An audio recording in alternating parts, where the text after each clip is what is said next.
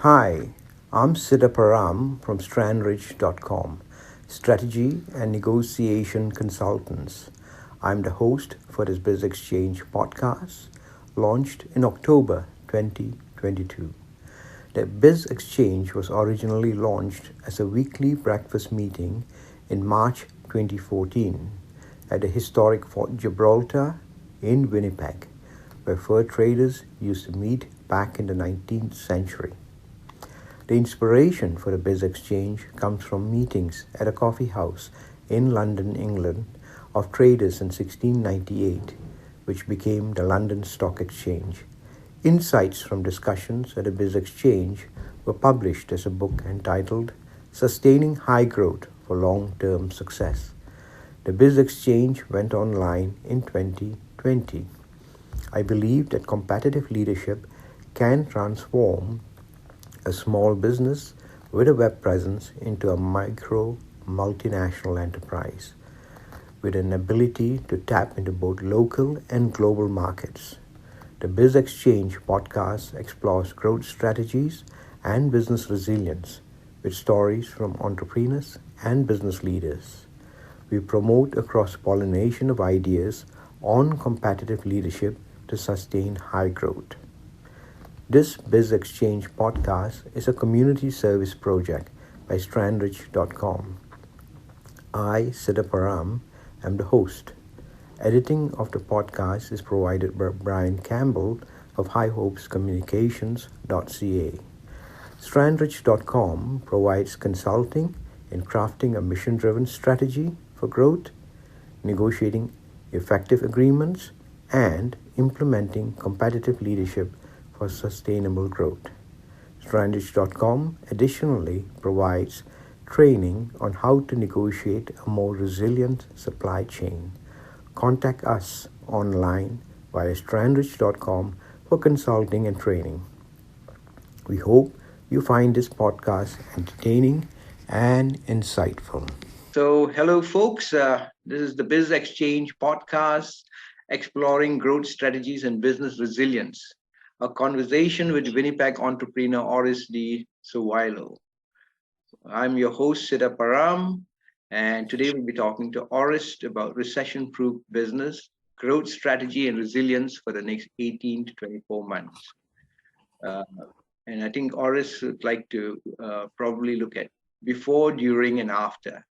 But before we get into a topic, Orest, a little bit about yourself. We go back years. We used to meet regularly for networking over the years, and you used to faithfully read my blog articles, and we used to have pretty good discussions over breakfast. Give us a bit of bio, Orest. You've been around and done a lot of stuff. So hopefully we don't bore anybody, or at least bore the least amount. By the way, you do have a great book. I've got that in my library, and I like things concise and simple. I find that I can act on those, so I appreciate that. A little history. I've been in. I've been called a quote unquote a serial entrepreneur and small business guy for decades. And I was born and raised here. Went through engineering, and simultaneously when I was going through engineering, I got bored with it, and then I decided to start looking at other options, which were I ended up going to taking some law courses. I ended up taking some marketing courses and everything else, and that kind of started everything. And but I must admit, my first place with regards to entrepreneurship was basically after I graduated. I graduated with a core of about 45 or 50 engineers in Manitoba here, and everybody was going to go work for Hydro or MTS. I just didn't feel like it. I had a thing inside me saying, "Nah, you got to be doing something else." So I ended up joining company in the product development, sales, marketing, that kind of stuff. It was an American company, so I ended up going to the States, and that company basically assumed you knew nothing, and they would train you. And I just got a love of dealing with people, a love of solving problems in the business environment. Now, over the years, that went from starting a t-shirt business and that kind of a business back when I was 18, 19, all the way up to where I am now. I've had the opportunity of working in big business. I've had the opportunity of starting small business, and I've had the opportunity of working in industries that were leading edge and that kind of stuff. And it's been a nice ride. And, so when a client comes to me, there's generally not many industries I've not poked in. I've either grown in or have had my lessons / failures in. So it's relatively well-rounded from that perspective. And my clients are all from North America, and I have a couple in the UK, that kind of stuff. So I don't like to bore people with the past because the past is what it is. But that's setting the stage, Orest. You mentioned about liking to connect with people, and you mentioned about problem solving. Yes. How the two go together for you? What is it about people and problem solving that kind of excites you? Well, two things. We'll start with the people. People are interesting creatures, and it doesn't matter who you talk to. They all have a story, and they all have, a thought of what their story is going to look like. And so I find it's like, I love science fiction, I love mystery, I love drama, and people wrap that all up. So people are, to me, have a cup of coffee with somebody and just, tell me your story is just ideal for me. That's the same thing with business. Be it a startup business, it's like, okay, what do you plan to start up? And tell me your story. An existing business, for example, a call I got, okay, what are we going to do next year? More specifically, what are we going to do in 6-9 months?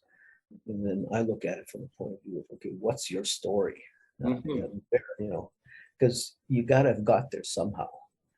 And that's why my career has always been between startups, small business, and big business.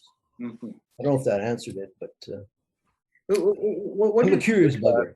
What did you say it kind of stands out with startups as opposed to an existing established business, for instance? Well, an existing business has got, what's the best way to phrase it is, you can ask specific questions because it has a framework, it has, it's got a set of books, it's got people, et cetera, et cetera. A startup, which is really, really interesting, is that it's got an idea. It's got somebody's vision, somebody's motivation. And that's certainly different with, okay, bring me your books from 3 years ago to now versus, okay, you've got a startup. What do you want to do in 3 years? Different dynamics. Right. Different dynamics. I always thought that, if the startup got its mission right, it can be really something that drives not just an individual owner, operator, but a team as it builds out and builds outwards, right? Yeah. Well, the problem with this, not a problem, I guess the ambiance of a startup is that what is, what is right? Like what, a lot of people have an idea, but to bring it from up here to a sheet of paper, outlining, say, the why of the business is tough. I find most of the entrepreneurs, startup entrepreneurs that I work with, they have an idea, but they can't even put it on paper. Now, if you can't put it on paper and not see that paper daily, you start losing focus. You start. Yeah, I've got my paper here. Like one page. If you can't reduce it to one page, then So I'm a guy who believes in typing it out. One page, your action plan. Yeah. Well, I'm old school, not old school, I guess, experienced school, we'll call it. I remember getting together with one entrepreneur. This is a gentleman in Calgary, and we laid out the business plan. And everybody says this, and got the story. It's on a napkin, basically. He had a sheet of paper that was basically the size of a napkin. And he says, well, I'll go get my computer. I'll go get some paper. And I says, no, that's all you need. Yeah. And that's your 8.5 by 11 sheet. You've got to focus it and crystallize it. So every day, every morning you get up and you go, okay, you know where you're going. So. Yeah. Yeah, that's interesting. You've been around for a long time. Like you said, you've worked at bigger businesses and smaller businesses. And I think we both know that the economy is a cycle, right? I've gone through like three recession cycles from the 80s, that Big Bang, to the Asian financial crisis, 1990s, where they had a credit crunch for the manufacturers out there. And then 2008, right? And what has always fascinated me was how certain businesses are resilient and they're able to ride it out, right? And I think they ride it out because they're able to foresee that not every day is going to be sunshine, So talk to us about that, that cycles and preparing for good and bad. Well, it's actually quite. It happened. I'm much like yourself. I've gone through. I don't even know how many recessions and slowdowns, but the one that actually probably set up the way I think and set up the way I do things was back in the Calgary and bust area. I got to Calgary when things were just booming. I got transferred to Calgary, and for years, 5 to 8 years, there was no stopping. I mean, it was, the city went from a couple 100,000 people to 500,000, 600,000 construction.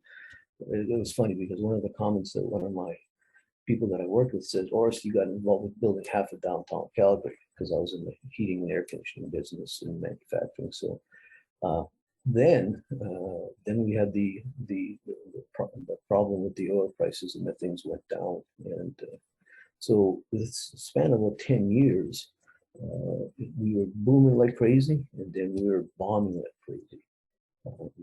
There was basically a recession going on where I think the biggest landowner in residential landowner in Calgary was the Royal Bank, because people were walking away from their houses.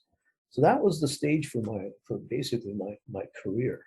I've experienced the highs and experienced the lows, and I think you can read about it, but when you're right in it, and like I said, I did well. I had some investment property and stuff like that, and there was one piece of it. It was investment property I had to basically walk away from. So when things sting, you remember them. And consequently, every time I'm doing or even recommending or talking to my clients, I say, yeah, we're doing great. But guess what? Things will turn. So, so even though things are doing well, you always have to have that plan to what's where I'm looking to take account of that, because they happen. Now, saying that, I was also fortunate enough to get involved with businesses that just did extremely well during the recession. Like, the recession was oil on the fire for them. And that's where you've got to figure out, your business. You've got to know that, okay, there's recessions that I'm a boat, I'm sailing against this recession of huge 100-mile-per-hour winds, or am I a yacht, a racing yacht? Bring on the 100-mile-per-hour winds, because I'm going to ride with this thing, and I know exactly where I'm going. And that's the analogy I use for a lot of my clients. It's do you want to end up on the rocks, or do you want to be the fastest boater? That kind of stuff. I don't know if that answered it. It's just life is cycles up and down. Right. Right. In all regards. And that's probably part of the reason where I kind of, when I look at things now, I look at things from the point of view, and that's part of the topic here. So I look at it things from the past. I don't dwell on the past. I look at the present, which is what I dwell on, and then I look at the future. Right. That's interesting. You're talking about the future, right? We're hitting into November, and then it's Christmas, and then into 2023. And it fascinates me about how business entrepreneurs, especially, respond to data and information, and try to look into a crystal ball using that information and data to predict the future moving forward. Talk to us now about how do we make sense of the kind of information we're hearing from the markets. There's financial markets, then there's a commercial world where retailers buy, sell, right? Talk to us about that, Orest. Maybe the way to do that, I'm just going to set the frame for it a little bit. Just mentioned the past, the present, and sort of the future.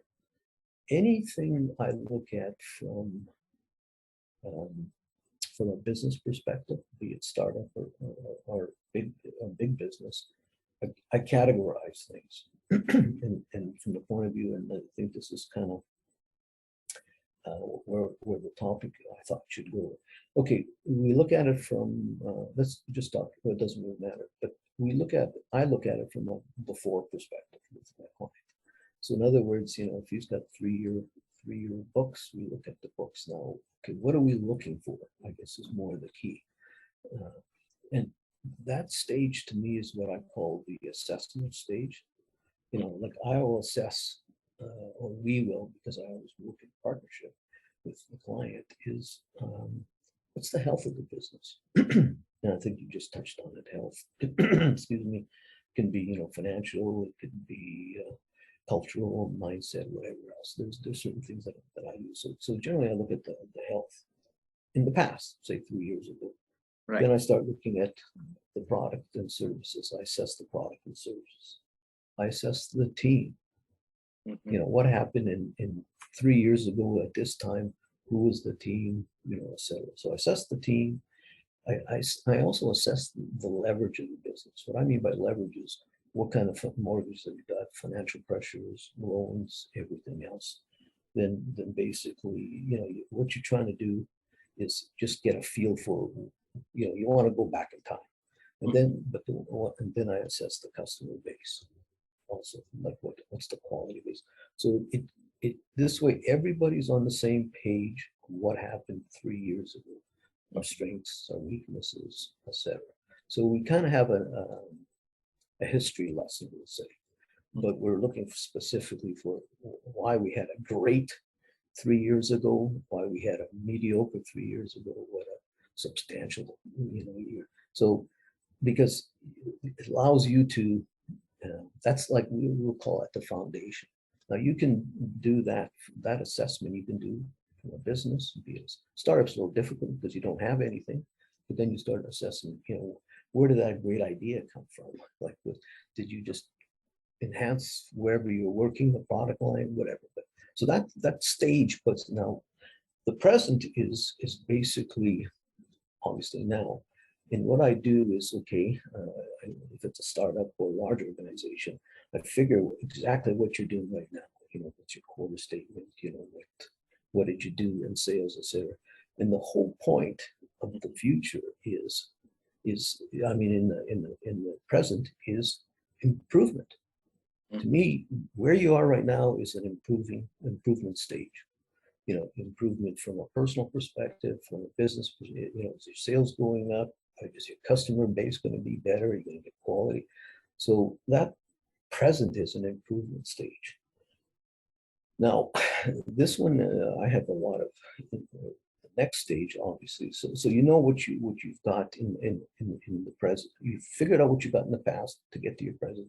So you have data, as you referred to. The next stage is sort of the future stage or the after stage, whatever you want to call it. But to me, that's sort of what I call the required stage. Okay, I'm Right. looking 2 to 3 years. Now let's put that in the context of the recession. Okay, Right. you know, the situation of the recession right now is handled in the present stage. Like, this is what I think, mortgage rates, whatever the data you use for your industry. But then you're projecting your 2 to 3 years out. That's going to be my goal. The goal becomes the required stage. Right. I find people, I got a goal, 2, 3 years, and I go, that's terrific. Now, you know, these are the requirements to get to your stage. And again, we'll go through the health of the business, we'll go through the customer base, we'll go through virtually all the parameters that I mentioned earlier are all similar through all the stages. It's just that you're switching from sort of assessment, improvement to friggin' requirement, you know, and then there's a timeline on it because you attach it. So that's kind of the what I call the you know, the after. And the after I generally will break down to 1 year and 2 to 3. I don't usually go up more than 2 to 3. Because as you can see, you know, COVID kind of blew out the 5-year, 10-year plans. At least I think it did, you know. I mean, some businesses. So that's kind of the stage of how I tie in the sort of the before, the present, the after. But I tie it down from assessing what happened to improving where you are right now and the required stage. And I find that over the decades of work that I've done, that's generally what's worked because it's tied things together. Does that answer some of it? Just talk to us about the mindset of the entrepreneur, you know, with regard to looking at what he has, the resources that he has, whether he sees it as an asset or liability. You know, some people, they say, oh, I've got this rent, I've got all these overheads, right? Others say, well, we've got all these assets, how do we use it, right? That mindset part of it, you know. So when you look at the data of last 3 years and then trying to predict for the next year, 2 years ahead, you know, how does this tie in? Well, the mindset is a personal thing, obviously, because it ties into your approach. And I tend to be a very positive person, but a very realistic person. And most of the clients I work with are kind of towards that, you know, they're positive. There's degrees of positivity, sort of tempered with risk management. Because I may be the most positive person, but I have nothing to risk. Different mindset. I'm you know, much of what you just said. Okay, I got a business. You know, I'm looking at the numbers. I'm in the hole here, et cetera, et cetera. My mindset is different because of sort of you know, circumstances.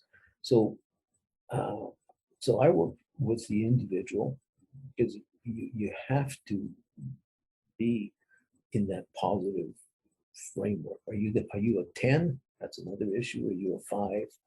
Or you're a 1? Generally, anybody under a 5, you know, we don't move them to the 7 or 8 situation by, you know, personal training and all the other stuff. It's going to be a long haul. Now, how does that carry on into your company? Well, you know, the company is a function of the leadership. So if the leader and the leadership are, say, 7 to 8 on the positive side, and I mean generally positive, both business-wise, you know, numbers-wise, et cetera, the company's going to move ahead. So there's steps of moving, you know. Now that all touches on to culture of an organization. Right. And now I'm moving over to the business side of things, because what happens is, I may be the most positive leader in the world, but if my leadership team and many levels down, if not all the way down, aren't on the positive, opportunistic, et cetera, kind of way, it's going to be a long haul. So your first thing is the leader from mindset. Your second is the sort of the top management that will the team, we'll call it, the higher end team, and then all the way down. And then hopefully that will try and will move into what they call, basically what I call is the culture. Mm-hmm. I can have a 20-minute coffee with the VP or president or owner of a company, and I know relatively quickly, how this is all going to work out. Mm-hmm. Because, like I said, and that's why my third stage of after becomes a required stage, a required mindset. These are the goals that we're going to do, both personally and business wise. We take no prisoners, basically, at that point. What's going to emphasize that now is going to be this recession. Mm-hmm. Some say there is going to be a recession. I'm almost guaranteed that there's going to be a downturn. Does that slip into recession? I've learned over the years in some of the companies I worked with is a downturn is just as good as a recession. Mm-hmm. In some companies, a downturn is just a momentary blip on the way down. So, everything is individual. Mm-hmm. But if you don't have a positive mindset from the leadership of the organization and figure out how to get it all the way down, it's going to be tough. Mm-hmm. And that applies to people. Like, Yeah. I love working with positive people. Mm-hmm. Frankly, I hate working with negative people, and Right. generally I fire them. Okay. Yeah. So competency is an important thing, and attitude, right? Attitude, and now, and this is where we tie in the resilience of something. Yes, you're going to assess the company in the past, you're going to improve it in the thing, in the present, and then you're basically going to get your requirements in the future. But all that takes resilience. Mm-hmm. Right. Both from definitely from the leadership perspective. But if you don't have a leader that's let's get this done and we will do it kind of attitude, right, and do it and make sure and have the resilience to get there, you don't instill that into your leadership team because you can't do it all. Right. That to me is the key in the resilience thing. Mm-hmm. If I'm resilient personally, that's a different story. Right. But if I don't have a resilient team, yes, it's going to be tough. Okay, that's interesting. We're getting to this word of resilience here. I know you are a cash flow guy, right? Looking at a P&L, profit and loss, and cash flow is king. You got to be able to tighten the belts, and even if no one walks into the shop for a few days, you got to be perseverant. So tell us about that, the cash flow part. Well, I mean, it's like, okay, just look at this downturn or recession. Don't like using the word recession, but it seems to get people sitting up in their chairs.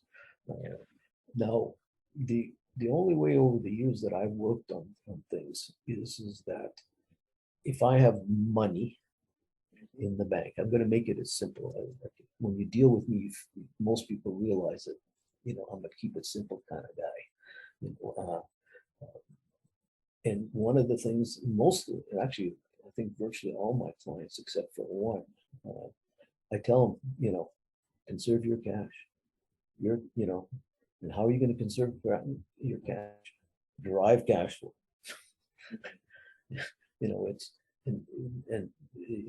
Don't incur costs that, and I can use this simple one. Is okay. I need a new truck to haul my product around. Mm-hmm. Well, no, you don't. Your existing truck. Do you spend $2,000 to fix it, or do you spend $100,000 for a new one? So you maintain. Cash flow's easy. It's expenses. Versus revenue. So what do? You punch the revenue or you punch the expenses. That's how simple it is. Mm-hmm. At the end of the day, how much more, my easiest phrase is, make sure every day and handle things on a daily basis that you have more change in your pocket than you had when you started the day. Mm-hmm. And I use that quite effectively on the production floor because, there's a different environment there. Yes. that's how I start my conversation was, okay, because where are you going to get a lot of the efficiencies that are going to eventually drag into your cash flow is at the production floor. So when I start my meetings with a lot of the production guys, I say, like, we want you to help us, obviously, increase our efficiency. You can see the eyes rolling and doing all kinds of stuff. And I says, well, this is really what it's all about. George, you came in here with 75 cents in your pocket. Right. When you leave today, this evening, I want you to make sure that you've got 80 cents in your pocket. That means 5 cents, you've gained somewhere with all your efforts during the day here. Be it work a little faster, change things up, whatever else. We want you to do that every day. We'd love you to do that every day. But when you break it down to what I can control, manage at my level, and take that right through the organization, lo and behold, you're going to have positive cash flow because your expenses have been reduced, and that could be through efficiency of the people figuring out different processes, or the revenue side of it, because that'll apply to the sales side. Your marketing guy or your sales guy will say, well, if I just tweak this, I can get an extra 2 cents. Very simplistic. Right. But so would you say that communicate at the level they understand? Right. So you're translating operating costs to what happens on the shop floor, really, right. And whether it's productive or not. Yeah. Well, everything you do, it's incremental. Right. Every department is incremental, and if every department knows or has bought into the concept or lives this is where the improvement side and the required side comes in. Like, I don't want you to go from, I don't want a 50% gain overnight. It's not going to happen. I want just a little gain, but I want an incremental gain every day. Now, everybody says, well, we can't do very much from the point of view of physically changing this and buying this. How about you? Like, you got to remember, when I assess the team at the beginning, and then I kind of improve the team. And what I mean by I is just us sort of thing, and then the required thing. Even if, for example, recession, perfect example, that you're going to have guys that are going to be sitting around where they're going to get the tools done and everything else. Well, my question would be is what do you want to spend that hour on? Do you, to read a mystery book isn't on the cards, but hey, maybe, you want another sales technique. This is where the real smart companies are going to come, because they're going to improve. You always should be improving your people. The emphasis is going to go from improving to required. I want so-and-so, or I want that team to be certified for level 3 by the time the recession is, where it's level 2. So just, you don't need that physical stuff done, but you need that mindset done, you need that culture done, everything else. But then you got to lay that out. And that's what I generally do is everybody likes the idea. Okay, let's take our team from level 2 to level 3. Terrific. How? When? Why? I love the way you've connected the leadership mindset to the shop floor, right? The production line, and taking one step at a time kind of thing to change, right? It's a step-by-step process as opposed to radical overhaul. Right. And it's probably because I've lived through all that stuff, radical overhauls, and I've lived and worked through all that stuff. I find it's the incremental stuff. The biggest challenge of doing wholesale change or incremental change is, you hit the nail on the head earlier, it's the mindset. The guys on the shop floor have got to realize or live it, or however, is that this is good for, because it's always about you. I hate to say it, like if the guy at the shop floor realizes that, hey, I can get I can learn something, or I can do this, or this is interesting, whatever it is, and then impart that to the business. Because if you don't get it at his level or her level, you're going to get improvement, but it certainly won't be dramatic. It certainly won't be. And that's where when I assess the team, both from the past, the present, and where I need that team to be, all that stuff pops out. So Right. But to me, there's two things that business should always be looking at: their money and their people. The decision becomes, what do you look at first? You look at your team. Yes. First, you look at the money. Right. I always look at things as any relationships about negotiating, right? Yeah. And negotiations is a two-way conversation, right? And I always say that the most resilient businesses look at negotiating relationships as opposed to negotiating agreements. And you're spot on. Yeah. You're spot on. Yes.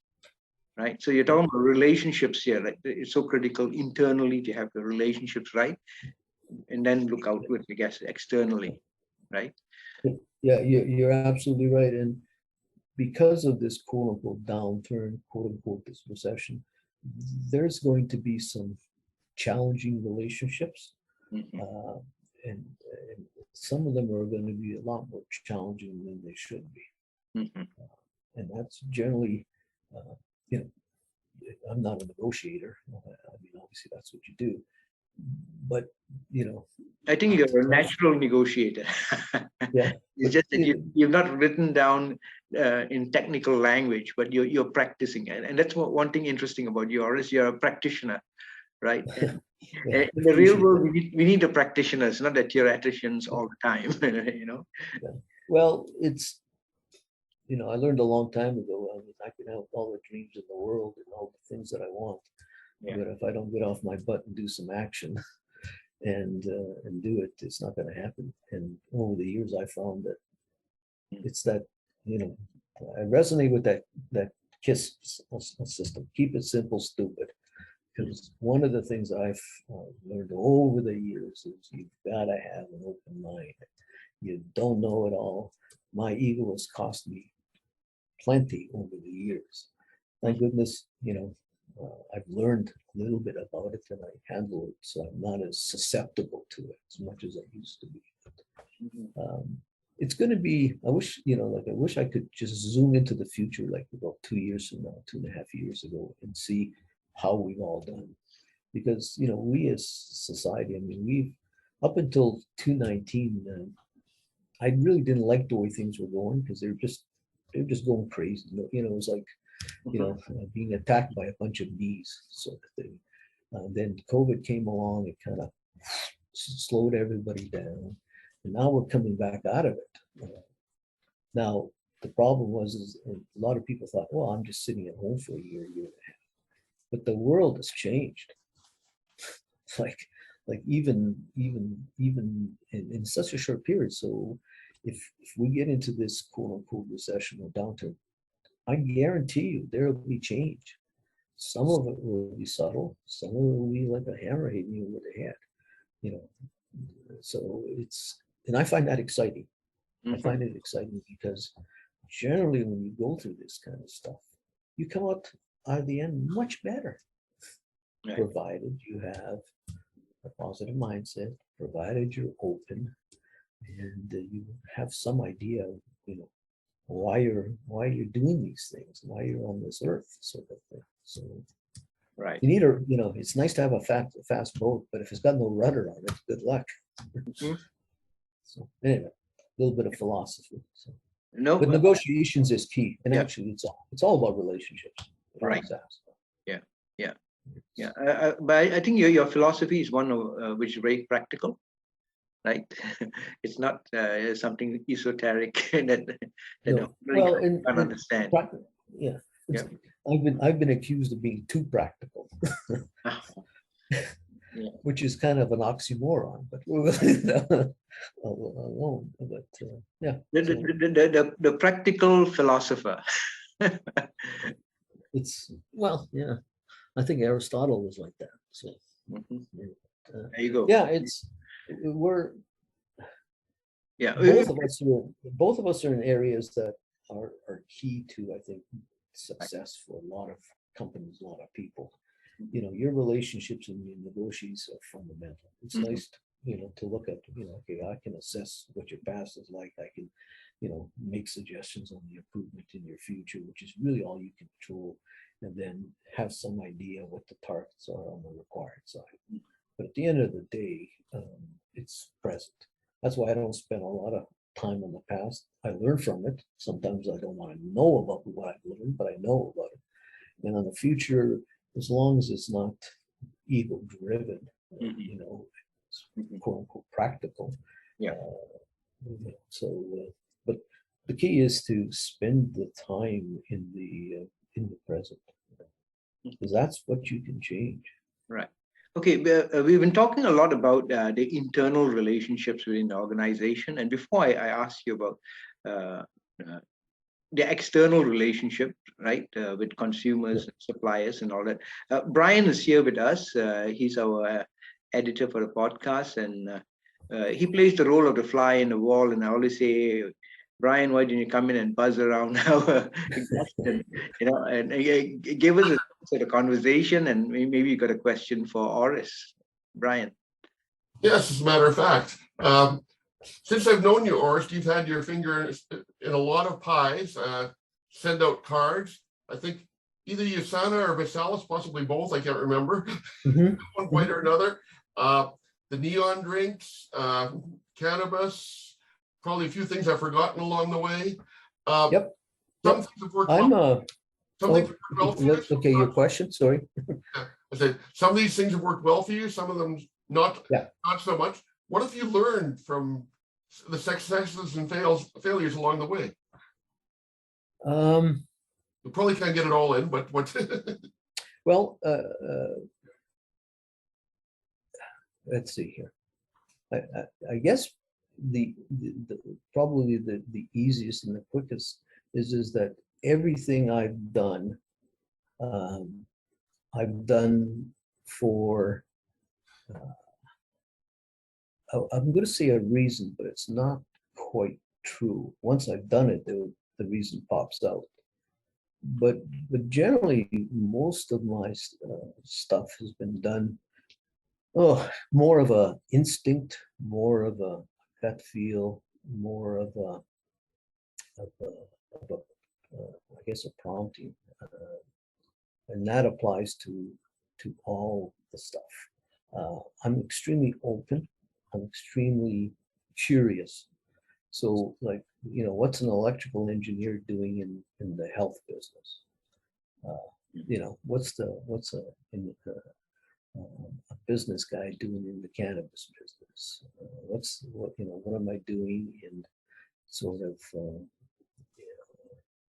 in design, build, construction, design, build, manufacturing, environmental, dust collection systems. I've probably been in 8 or 9 different businesses, and at the time it made a lot of sense, but I think it made more sense for me just being curious and open, and hey, I would like to learn, and it's more from that. Now, I've had some really, really phenomenal successes, and that's probably part of the reason I do what I do now, is because I've had some stinkers. There's no two ways about it. I've always learned something out of any of the businesses I've been involved, be it on the people side, be it on my personal side, be it on the business side, the financial side. But I equate all of them, and this is back to that serial entrepreneur introduction that I had earlier, is that I handle those things as projects. They've caught my fancy, and the reason I handle them as projects is because then I start doing the assessment, the improvement, and sort of the required size of things, and I end up building those organizations. Mm-hmm. Right. Interesting. Thank you, Orest. The only comment that I want to make, or additional comment, is that I'm I believe in projects. I believe in looking at outside the box. I believe in stretching yourself and stretching the organization. That's probably why, like my core business now, or core thing I do is advisory services. I guess people call it coaching, mentoring, everything else. I kind of like the advisory because it puts me in I can advise virtually on anything because I've Right. been involved in virtually everything. We're talking about the next 18 to 24 months. You talked about looking at your production internally, making sure your relationships are right, getting your messaging right with your guys so they're motivated, right, to take the same path with you. What about the external environment around us? If did you pick up the, some people pick up the negative vibe, some pick up some positive silver lining, right? So the next 18 to 24 months, when you hear words like recession, slowdown, stuff like that, what should a business person do? I automatically look at when somebody says recession, it's a difference between, I'm just going to back up a bit, between positive and negative. And that relates to your mindset. Now, if you spend your time in a negative mindset, that's what things attract, and that's kind of what you are. And on the positive side, it's likes attract. I mean, it's pure physics, positive, negative. It's not, and I can vouch for that because I'm an electrical engineer and I got a certificate to prove it. Sort of thing. It's one of those. Yeah. But as soon as you start that negative side of things, I always recommend to anybody that you've got to shift that. You've got to pivot for that. So when I hear recession, I think of opportunity right off the bat. I think of failure. I think of a lesson, or I'm going to learn something. But I've been doing this for a long time. I guess I've probably been doing this for 20 years. Where if you get stuck in the negative side, you've got to, first of all, you got to recognize it. Number two is you got to pivot or move out of it. So yeah, downturn, recession, et cetera, is, I automatically think, openness, I think opportunity, time to learn, man, things are going to get exciting, et cetera, et cetera. And that's actually part of the resilience. When I look at a resilience of a team, I look at the mindfulness of it from the point of view of, what's a good word? What's their general trend? Is it, if there's, because you've met people and employees that, I got to go to work, get to work, the coffee sucks, this, the whole friggin' day is like that. So and those are relatively easy to identify. So when you look at your team, you got to look at that sort of thing. So it's a positive mindfulness, or mindset, whatever you want to call it. But then just back on that, it's nice to be positive. But what does that actually mean? Generally, I find positive people are flexible. They're open. They're generally honest. We'll say, honest from a spade is a spade. And one thing I've found is that their relationships, and there's three categories of relationships. There's the self, the personal one. If you like yourself, generally, that you portray that. Then with others, and I mean by others is immediate, sort of, your family, your workers, guys that and then the relationship with business. Because some people, even though they come 8 to 5 or 9 to 4 or whatever else, they really hate business. Like I'm doing this because God damn it, that's all. I'm that kind of stuff. So when you look at that resilience, those are kind of your team or your employees. You should be looking at that mindset aspect, how flexible they are. Because during a recession or downturn, there's going to be times where okay, you got 100 people, you got to par down to 80. Those 80 are doing the work for 100. So you've got to figure out that, the 80 that I'm keeping, quote unquote, are they flexible enough to, to learn a new job or 10% of a new job or whatever else. And then, like I said, but also another one is patience, because it always is the other thing. When you're going into a downturn or a recession, I've been through a ton of them, is that, it just never seems to end. There's always something going on. Okay, my supply chain, the guy he's one of my top 3 suppliers. He just went under. So you got to be patient to find somebody else to replace him. So, and those are kind of the key.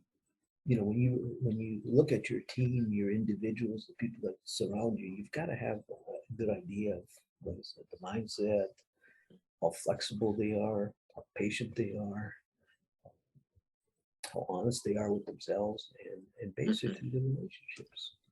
I don't know if that answers it, but yeah, it's interesting, because I always think it's also time to invest into deepening the relationships with people who it works, right? Because sometimes we've got a long-standing relationship with someone, and we're getting something out of them from a business standpoint, but it's been at a superficial level. And when you go deeper, you suddenly find there are actually greater opportunities between us than we realize. Yeah, I like the phrase. I don't even know where I got it from. Who gave it to me, or I stole it, whatever. I borrowed it, was a better term. Transactional relationships. Yes. Yeah, going beyond that. Right. So the relationship that most people have are transactional. And what you're talking about is a deeper level. The nice thing about downturns and sessions, the transactional stuff gets peaked initially, like everybody is trying to figure out what's going on. But over time, over that recession, you swing away from the transactional, because you've pared down the people you're surrounding with, the team that you're left with, assuming that you've kind of covered the items I covered just previously. You find that the relationships become deep. And that's actually one of the things that I, when I meet with people or I get to coach or advise people, one of the big things is the law of attraction, mindset, all the stuff that the fuzzy stuff, for lack of a better word, but the stuff that'll take you. Like, I'll bet my meager fortune on building relationships than building transactions, because transactions are a bypass. Why the solid relationship is the thing that takes you. I think that's a really important part, because for me, if I shifted into helping businesses to negotiate, especially rough waters, when you get into rough waters, a rough patch, how to negotiate. And I always say, don't be quick to say, I'm going to sue you, kind of thing. Litigation will the furthest from your mind, because if you've had a good relationship previously, the first thing you're going to ask when there's a rough patch is, can I rescue it and take it to a more productive level? Right. That's actually a perfect way of doing it, is because you're not in a responsive, you're not reacting to the situation, and reacting will take it more into emotional. You're into responding. Generally, I look at it from the point of view where I get involved with advising people. I say, okay, this looks like a perfect reactive situation on your part. This is the way I recommend, is take a friggin' deep breath, then respond. Because the responding and reacting are substantially different. And you add that dimension of just a pause, a deep breath, whatever you want to phrase it, then I always find things tend to be, oh yeah, maybe I shouldn't. And generally, the only time I've seen pure reactions, if it's been criminal or dangerous, physical danger or something like that. if it becomes a commerce, I don't. My comment is take a deep breath, walk around the block, and respond. Right. Yeah. Good point. Yeah, I think we covered a lot of ground, Orest. I think over an hour of conversation recorded. Hope our audience find lots of takeaways. I definitely have picked up a lot of great points, and I thought what we were talking about is really topical because everyone's concerned about the next 18 to 24 months, right? And I think you've given us a lot of good tips on how to build your resilience, your relationships, your assets, the open-mindedness that you need, the learning mindset, all these fantastic tips, Orest, and It's been a pleasure. Yes. So we know each other for a long time, and now I know you a little bit better, and hopefully you know me a little bit better. Yes, so I think we are both putting it into practice, but I think we're getting in deeper into the understanding each other's, assets, and maybe we find synergies, and definitely, a better understanding coming out of it, right? Yeah. Well, I think the opportunities in the next, like we're just going into this quote unquote recession, a downturn. So things are going to get really active, and unless something really drastic happens somewhere, I suspect in the January, February, March time frame, people it'll become a little bit more louder, I guess is a better word. Right. From that perspective. So there's going to be some interesting stuff, but I guess, if I had to summarize here, I've kind of, it's old school kind of situations where, you know things are happening around you, both personally and in business. So you're like the gopher that pops up. You should be taking a look around. And that's kind of where when we first started this thing, I kind of thought, and this is kind of going to be sort of the mantra going in, is that really there's the analysis should be, before the recession or downturn. And that's kind of where the sort of the awareness of where you are, like Right. Like right now is perfect time for business to start, figuring out we are before the recession or downturn. So become aware of what that actually means, the health of business, the people, the customers, the stuff we talked about. But the second thing is that, the only thing you can control or deal with is the present. So to me, the fundamental law of business is that there has to be incremental positive change. So that's kind of where, and that means that you should be improving right now, regardless of what, the winds of recession or downturn. So that's the other thing is that, the first part would be the sort of where you were and the awareness of all that stuff. The second point would be is that you're in the present now and you should be doing things to improve that situation. And I guess the third thing would be is the after. It's going to, this is cyclical, so there will be an after. And I guess right now, based on what the past is and where you are, you should have a pretty good idea of, what you're going to require coming out of that tube. So 18 months from now, this is the way I want my company. Mm-hmm. Yeah. Very, very, very good tips here, Orest. Thanks for sharing. Enlightening, entertaining, and definitely very practical. So I guess with this we are concluding our conversation on a formal basis for this podcast. This podcast has been launched as the Biz Exchange Podcast. It evolved from business meetings that used to be held physically in a coffee shop in Winnipeg since 2014, but now we've gone a podcast because we want to reach out to a wider audience and to get feedback, because I think going forward we want deeper relationships built so that bigger opportunities emerge. So thank you everyone for listening to Orest and myself, Siddha here. And give us your feedback. We want your feedback, right? And you put it under the comments. And if there's anything, I'm sure Orest would get back to you too, and even I would get back to you. So thank you very much.